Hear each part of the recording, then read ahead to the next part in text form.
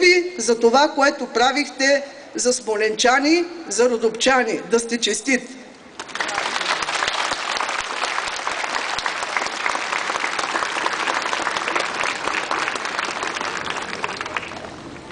Само преди няколко дни Смолян отбеляза сливането на трите селища в единен град.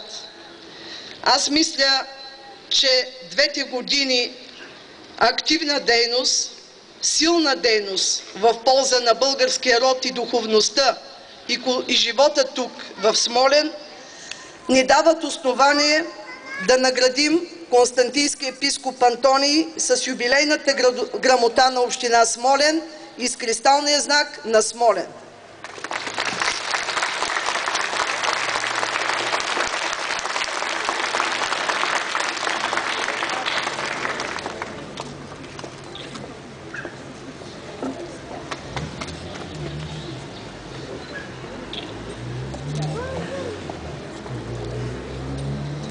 Предоставяме думата на областния управител на област Смолян, инженер Стефан Стайков.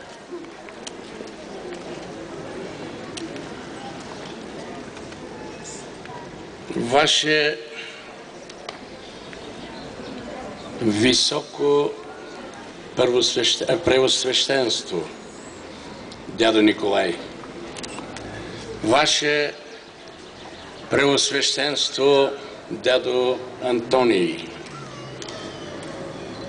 добре дошли в град Смолян, Ваше високо преподобие архиепископ Софроний, скъпи гости, скъпи граждани, добре дошли на този такъв хубав, голям празник за нас, който вече 3-та година обединява всички, вдъхновява нас, родопчани, граждани на Смолян и Родопа планина.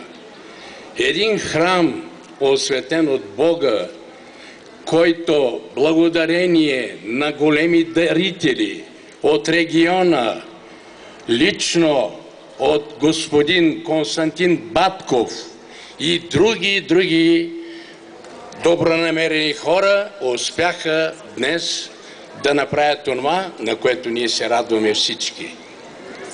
Този висок храм, който наследи святото име и поиска името на свети Висарион Смолински, продължи да ни вдъхновява, да ни обединява, да ни дава коража в святата вяра на нашата голяма православна църква.